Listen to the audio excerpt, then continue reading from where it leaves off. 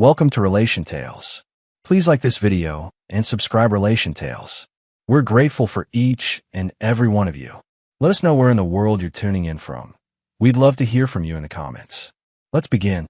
There's a strange quiet that settles over a home when love starts dying. You don't notice it at first. It creeps in slowly, like fog through a cracked window. The laughter fades, the warmth drains, and suddenly, you're living beside a stranger who still wears your wedding ring. My name's Alex Monroe, 38, small business owner, and a man who believed loyalty was a promise that never broke. My wife, Lily, used to make me believe in that too. She had a smile that could calm a storm and a way of holding my hand that made the world make sense. But over the last few months, things had changed. Our conversations turned shallow. Weather, errands, bills. She started spending nights working late, coming home with perfume that wasn't hers and stories that didn't line up. I told myself it was stress. I told myself we were fine. The truth? I was afraid to look too closely. That Friday night, I stopped by a quiet downtown bar after closing the shop. Rain tapped against the windows, and the smell of bourbon and old wood filled the air. I wasn't there for company. I just needed the noise to drown out the silence in my own house. Then, fate decided to twist the knife. Across the room, I spotted Jenna Parker, Lily's best friend, the woman she always claimed to be with on her girls' nights. Jenna waved, surprised to see me. I hesitated, then walked over. "Alex Monroe," she said with a grin. "Didn't expect to see you here alone. Where's Lily?" I forced a half-smile. "At home, I think." Said she was exhausted. Jenna chuckled. "Home? That's funny. She texted me earlier, saying she was heading out of town with co-workers for a few days." The words hit like a punch to the chest. My mind froze. "Out of town," I repeated slowly. "Yeah," Jenna said, shrugging. Something about a retreat. The world tilted. My hands went cold. Lies layered over lies. And I'd been too blind to see it. Trying to keep my voice steady, I ordered us both drinks, desperate to piece the puzzle together. But before I could even think of what to say next, my phone buzzed on the counter. "Lily. Hey, honey. Don't wait up. I'm staying at Jenna's tonight. Too tired to drive back." I stared at the glowing screen, a hollow laugh slipping out. Jenna looked confused. "What's funny?" she asked. I turned the phone toward her. "Apparently, you're my wife tonight." Her face went pale. "What?" I typed slowly, my thumbs steady despite the rage boiling inside. "That's strange. Jenna's right here with me." 3 dots appeared instantly on the screen. Then they vanished. Then reappeared. The air around me went thick, my heart pounding as the next message popped up. "Please don't tell." Jenna's lips parted. "Oh my God, Alex." I didn't answer. My throat was tight, my chest heavy. Somewhere between those words, the last piece of trust in my marriage died. I slipped my phone into my pocket, finished my drink in silence, and smiled a smile that wasn't really a smile at all. Because in that moment, I wasn't hurt anymore. I was awake. And I was going to find out who she was really with and make sure she never forgot what it felt like to betray me. I didn't go home that night. I drove instead. No destination, just miles of empty road and headlights slicing through the rain. My mind replayed every detail of the past few months like a cruel highlight reel. Late-night meetings, sudden new outfits, her phone face down on the table every time I walked in. It was all there. I'd just been too loyal, or maybe too naive, to connect the dots. By the time I finally turned the truck around, the anger had cooled into something sharper. Clarity. I wasn't going to scream or beg for the truth. No, I was going to find it myself. The next morning, I played my part like nothing had changed. I made breakfast, texted her good morning, pretended I believed every lie. She replied hours later, saying she'd slept in at Jenna's. I smiled to myself. Of course she did. When she came home that evening, she looked radiant. Hair freshly washed, wearing a new cream-colored blouse I'd never seen before. She kissed my cheek, just like old times, and said, "Missed you." I stared at her for a moment. "Yeah," I said quietly. "Me too." It was strange how someone could look exactly the same and yet feel like a stranger standing in your kitchen. As she set her purse down, I noticed a faint scent that didn't belong to me or our house. Expensive cologne, masculine, lingering. She caught me glancing. "What?" she asked, half smiling. "Nothing," I said, turning away. Just thought I smelled something familiar. She froze for half a second, then laughed it off and started talking about dinner. I nodded along, pretending not to notice how her hands fidgeted when I looked at her. That night, after she went to bed, I checked the family laptop. She'd forgotten I still had access to our shared cloud account. Within minutes, I found what I needed, an address in her calendar labeled client visit, downtown hotel. Dated the same night she claimed to be a Jenna's. My pulse quickened, but I didn't confront her. Not yet. I wanted proof, undeniable, irrefutable truth. Because when I exposed her, I wanted her to crumble under the weight of her own lies. The next day, I stopped by that hotel around the same time she'd logged the meeting. The parking lot was half empty, and the rain had returned, slicking the pavement. I waited in my car for almost an hour, heart hammering, until I saw her. She stepped out of a black sedan, laughing. A man in a navy suit walked beside her, tall, confident, his hand resting too easily on her back. She looked up at him the way she used to look at me, eyes soft, smile glowing. For a moment, I couldn't breathe.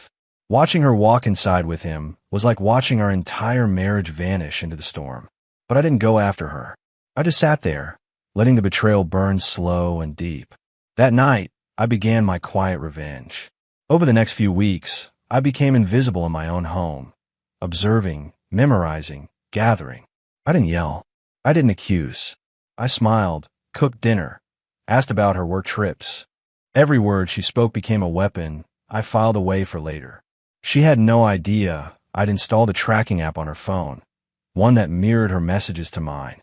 I read every "I miss you" she sent to him, every "I can't stop thinking about last night." Sometimes I'd sit in the dark, reading their words until my hands trembled.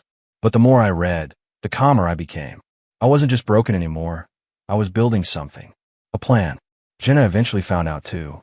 She stopped talking to Lily entirely after I told her enough to connect the dots. That betrayal had cut deep for her as well. They'd been friends since college. One night, she showed up at my shop after closing, eyes red. She used me, Jenna said, voice shaking.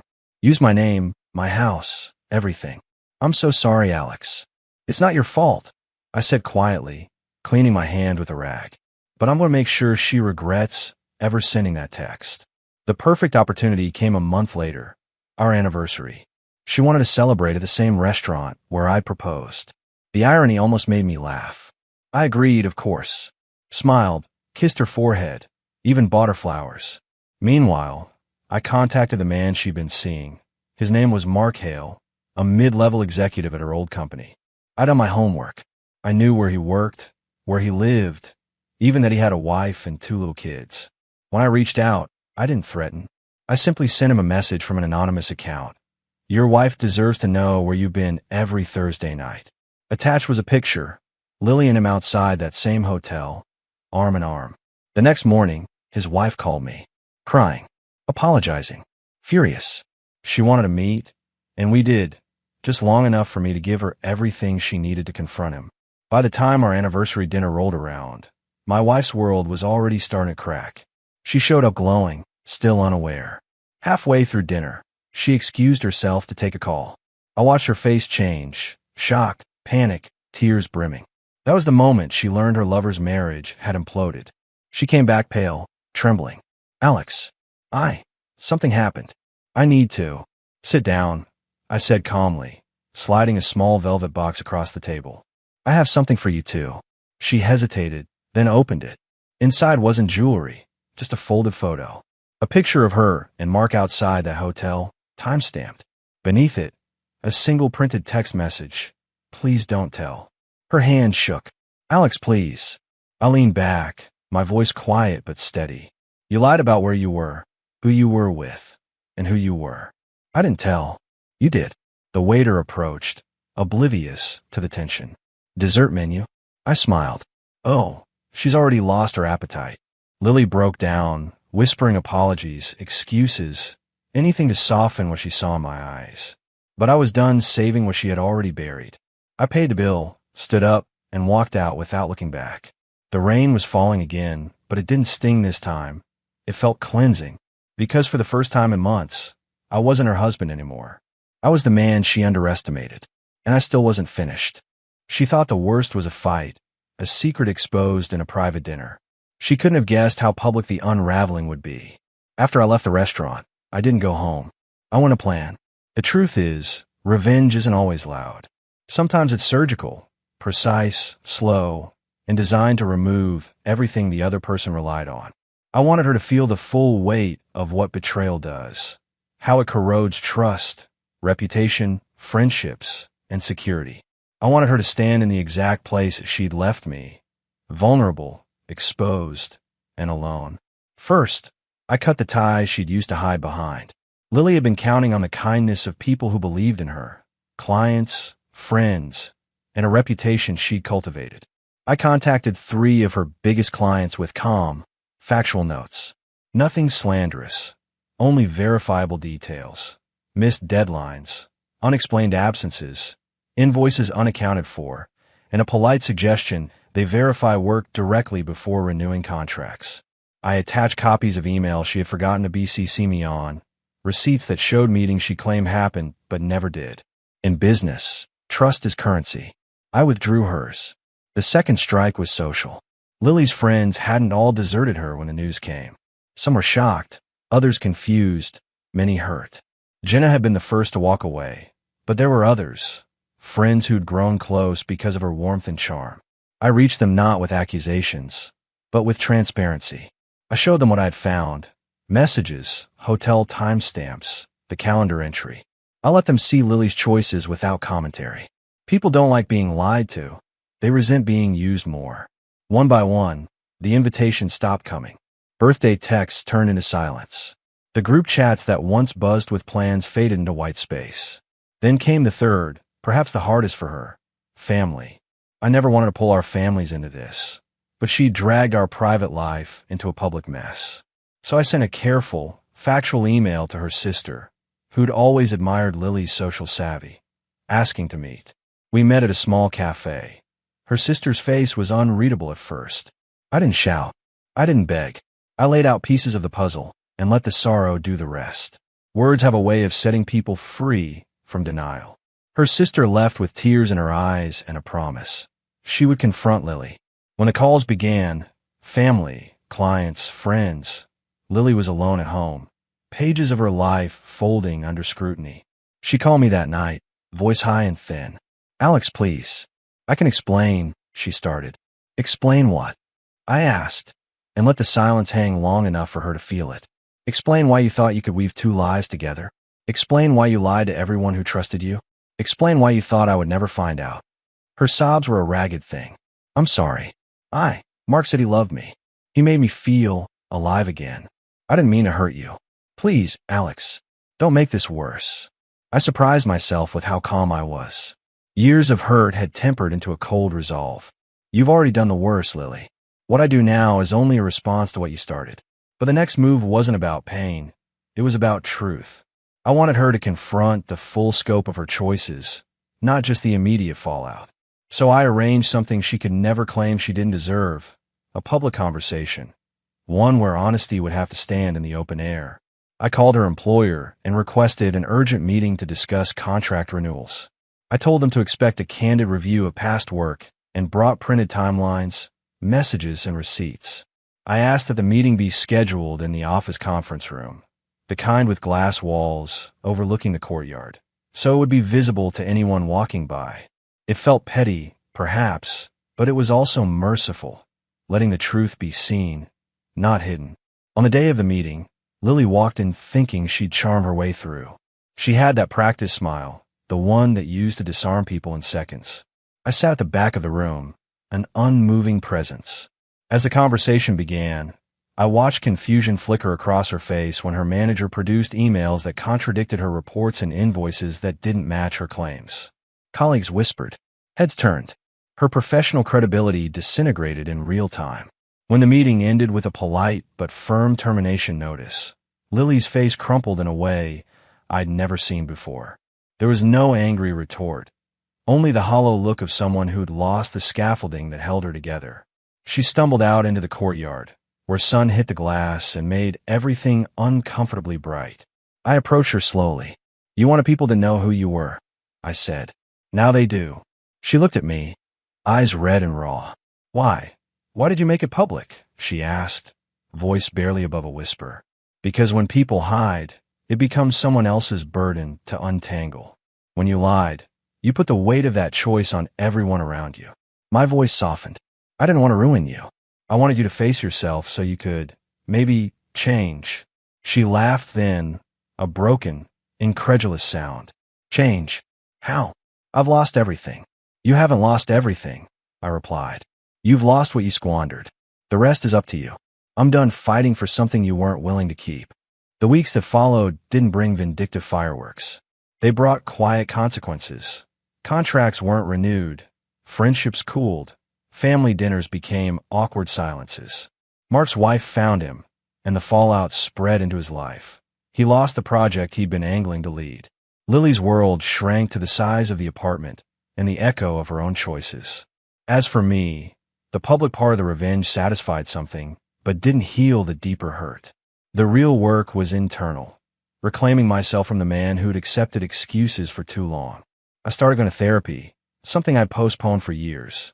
I focused on my shop, expanded a little, hired an apprentice. I reconnected with friends I'd let drift away during the years of complacency. Each small act felt like laying a new brick in the house of the life I was building, one that didn't depend on someone else's loyalty. One evening, months later, Jenna met me at the shop. She hugged me hard, eyes bright. You were right to wake up, she said simply. I nodded. Some things break you. Some things teach you. My voice held no triumph, only weary truth. I wanted her to feel the consequences. I didn't want to ruin her life. I wanted to stop pretending we had something that didn't exist. She looked toward the street, where life moved on. Cars, rain, strangers with stories I'd never know. Will you ever forgive her? Jenna asked. I let the answer sit a long moment. Forgiveness wasn't a single act. It was a path. Maybe one day, I said. For now, I'm forgiving myself for staying so long. At that, she squeezed my hand. We stood in that quiet shop, surrounded by wood shavings and the scent of varnish. And for the first time since the texts, I felt something I hadn't expected. Not victory, but peace. And that, more than any public fall, felt like the real revenge, because it meant I could move forward without her shadow in front of me. Months passed, and life slowly rearranged itself into something quieter, something I could finally breathe in. The chaos, the confrontation, the storm of emotions, it had all burned through, leaving behind only clarity. I wasn't angry anymore. I was awake, aware of every piece of my life that I had once ignored. The mornings felt different now. I'd wake up before sunrise, make coffee, open the shop early, and listen to the soft hum of the city outside. Work became my therapy. I found comfort in the rhythm of building something with my hands again, solid wood, clean lines, things that didn't lie. People started noticing. My clients grew. Word spread that I'd expanded, and the small workshop that once felt like an escape became a success story. That was the quiet, unexpected part of healing. How growth hides behind pain, waiting for space to breathe. But there were still days when the past caught up. It was late one evening when I saw her again. I'd locked up the shop and was heading to my truck when I noticed someone standing across the street. Hood pulled up, head low. Even from that distance, I knew the posture. Lily. She hesitated, then crossed the road. Her voice trembled when she spoke. Alex. I didn't know if I should come. I nodded slowly. Then why did you? Her eyes glistened. To say I'm sorry. For real this time. Not because I got caught, but because I see what I destroyed. You didn't just lose a wife. You lost peace, trust, faith, and love. And that's on me. I studied her face, the woman who'd once been my whole world. She looked different now. The confidence was gone, replaced by something rawer, more human. Her voice cracked as she continued. I've been trying to fix myself, Alex. I know you'll never take me back, but I wanted you to know I'm changing. I sighed, not from anger, but from the quiet understanding that some people only grow after everything burns down. I don't hate you, I said softly. You made your choices, and I made mine. I let your lies define me for too long. I'm not doing that anymore. She wiped her eyes. You really don't hate me? No, I said. I just don't love the version of you that did what you did. Maybe one day, you'll meet the version of me who's forgiven you completely. But for now, this is enough. For a long moment, neither of us spoke. The streetlights painted our shadows across the wet pavement. She finally nodded, whispered goodbye, and walked away into the rain. I didn't call after her. I didn't watch her go. I just stood there breathing. That night, I went home, poured myself a cup of coffee, and sat on the porch. The rain was soft, the air calm. For the first time in a long time, I wasn't haunted by what had happened. I was grateful it had ended. Because without that storm, I'd never have rebuilt myself from the ground up. In the months that followed, peace found me in small moments. A laugh shared with a customer. A new order from a client who loved my work. A quiet Sunday morning with no lies to unpack. People say revenge is about destruction, but they're wrong. The best revenge is peace. It's looking at the person who broke you and realizing they can't touch you anymore. Not your heart, not your life, not your future. So when I locked the shop one evening and caught my reflection in the glass door, steady eyes, calm smile, I finally understood. I hadn't just survived her betrayal. I'd outgrown it. And that was the real ending. Not her tears, not her regret, but my freedom.